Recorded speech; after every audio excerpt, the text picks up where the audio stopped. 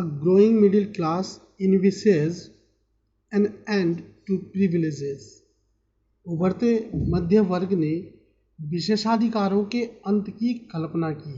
Envisages means Kalpana. In the past, peasants and workers had participated in revolts against increasing taxes and food securities, but they lacked the means and the programs to carry out full-scale measures that would bring about a change in the social and economic order. This was left to those groups within the third estate who had become prosperous and had to access to educations and new ideas. पहले भी कर बढ़ने और अकाल के समय किसान और कामगार विद्रोह कर चुके थे, परंतु उनके पास सामाजिक एवं आर्थिक व्यवस्था में बुनियादी बदलाव लाने के लिए साधन और कार्यक्रम नहीं थे. ये जिम्मेदारी तीसरे स्टेट के उस समूह ने उठाई जो समृद्ध और शिक्षित होकर नए विचारों के संपर्क में आ सके थे. The 18th century witnessed to emerge to social group. 18वीं सदी में एक नए सामाजिक समूह का उदय हुआ जिसे हम मिडिल क्लास या मध्य वर्ग हम कह सकते हैं और कहा गया. ठीक है. Who entered their wealth through an expanding overseas trade and from the manufactures of goods such as woolen and silk textiles that were either exported or brought by the richer members of society. जिसने फैलते समुद्र पारीय व्यापार और ऊनी तथा रेशमी वस्त्रों के उत्पादन के बल पर संपत्ति अर्जित की थी. ऊनी और रेशमी कपड़ों का या तो निर्यात किया जाता था या समाज के समृद्ध लोग उसे खरीद लेते थे. In addition to merchants and manufacturers, the third state include professions such as lawyers or administrative officials. ठीक है. तीसरे स्टेट में इन सौदागर और निर्माताओं के अलावा प्रशासनिक सेवा या वकील जैसे पेशेवर जो लोग थे वो भी शामिल थे. All of these were educated and believed that no group in society should be privileged by birth. ये सभी पढ़े लिखे थे और इनका मानना था कि समाज के किसी भी समूह के पास जन्मना विशेष अधिकार नहीं होना चाहिए. Rather, a person's social position must be depend on his merit. ठीक है. जो कोई भी व्यक्ति है उसकी सामाजिक हैसियत का आधार उसकी योग्यता होनी चाहिए. These ideas, envisaging a society based on freedoms and equal laws and opportunities for all, were put forward by the philosophers such as John Locke and Jean-Jacques Rousseau in his Two Theories of Governments. Locke sought to refute the doctrines of divine and absolute right.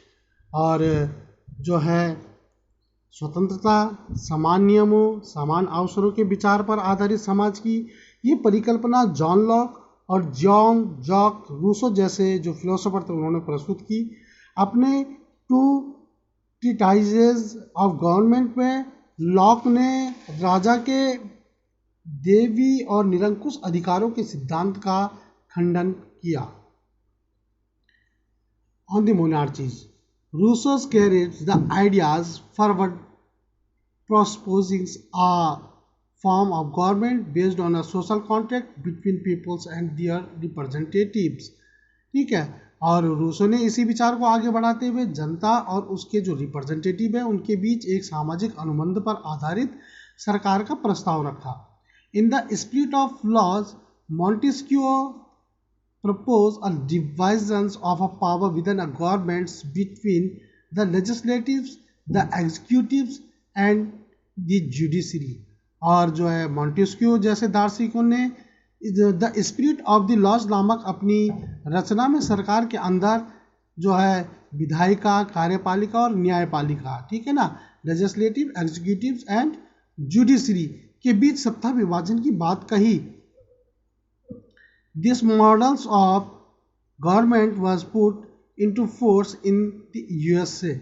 और जब संयुक्त राज्य America में जो 13 colonies थी उन्होंने Britain से खुद को आज़ाद घोषित किया, तो वहाँ भी इसी मॉडल की सरकार बनी थी। After the 13 colonies declare their independence from the Britain, the American constitutions and it's guarantees of individual rights was an important examples for political thinkers in France. और जो है इसी मॉडल की जो सरकार थी फ्रांस के राजनीतिक चिंतकों के लिए अमेरिकी जो कॉन्स्टिट्यूशन था और उसमें दी गई व्यक्तिगत अधिकारों की गारंटी जो है प्रेरणा का एक महत्वपूर्ण स्रोत थी।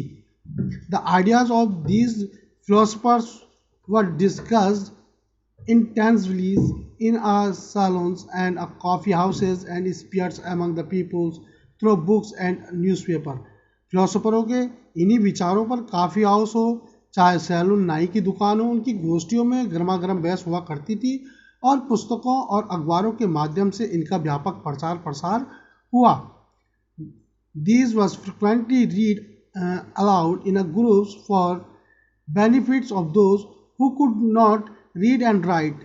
The news that Louis XVI planned to impose further taxes to be able to meet the expenses of the state guaranteed angers and protest against the systems of privileges।